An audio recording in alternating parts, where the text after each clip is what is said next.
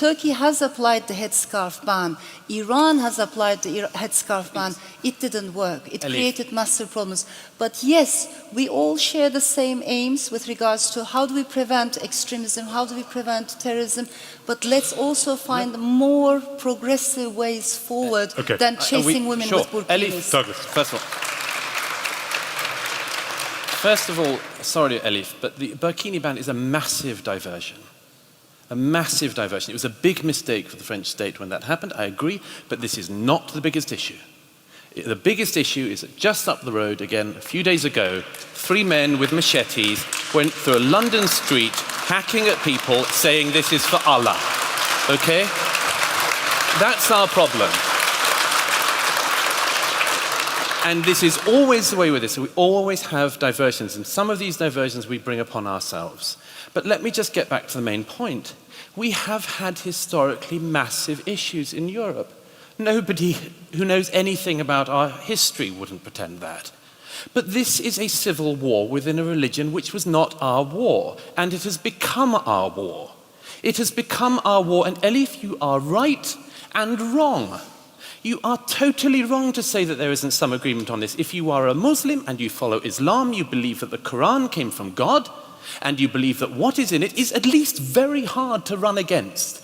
And so now we have a situation in a country like this one, where actually the majority of British Muslims want being gay, like I am, to be made illegal now, okay? So we had a nice liberal agreement in recent decades over being gay. And now you import a community which actually thinks not just that they're not on board with gay marriage, but they think it should be made a lock-upable offense. Where does that come from? It comes from Islam, okay? Where do all these things happen? They come from this, and I'm sorry, but it is a much worse problem than we think.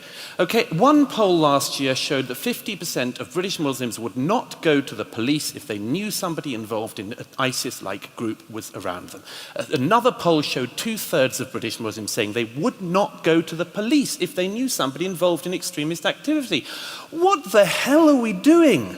What the hell are we doing in ignoring that? Okay, Douglas, let me... Yeah, but this is so I know, Elif. I will. I'm going to let you come back. I just want to press Douglas on a question because I want to know if we accept what you said, and so obviously a lot of people in this room do, and I think quite a lot don't. I want to know what you do with this sentiment because you have just described an issue, a difference with not just the people who went on a murderous rampage in Borough Market, but with Britain's entire Muslim community, 2 or 3 million people. So what are you actually practically saying? You're saying that this is a faith that didn't exist here before, therefore a problem that didn't exist here before. Are you suggesting these 2 or 3 million British citizens somehow have to now leave the country? No, of course not. Of course not. What are you suggesting? The first thing is you admit this issue and you slow down or stop the flow. The obvious thing, if you've got a problem, admit to it and slow the flow. Okay? The second thing is, obviously, you try to work on the people you have here, obviously. You can't... What does work on mean? Well, you hope that over many, many generations things will change. Of course, the problem we all have is a situation like the case of Salman Abedi. This country gave his parents asylum. They fled from Libya. We gave his parents asylum.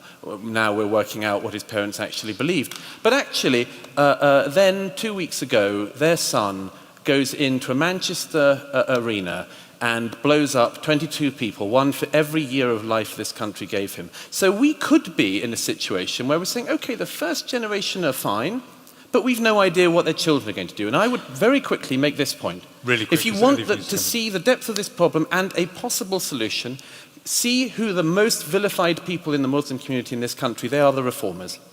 Every single case, it's the reformers. Okay, and one of the London Bridge attackers last year attacked an imam who's a friend of mine in London. Okay, everybody knows this. The reformers are on the edge of this, and this is the point. Okay. The reformers may lose, and that used to be a big tragedy for the Islamic world, and now it's a tragedy for Britain. Okay, Elif wants to come in, and then we're going to questions.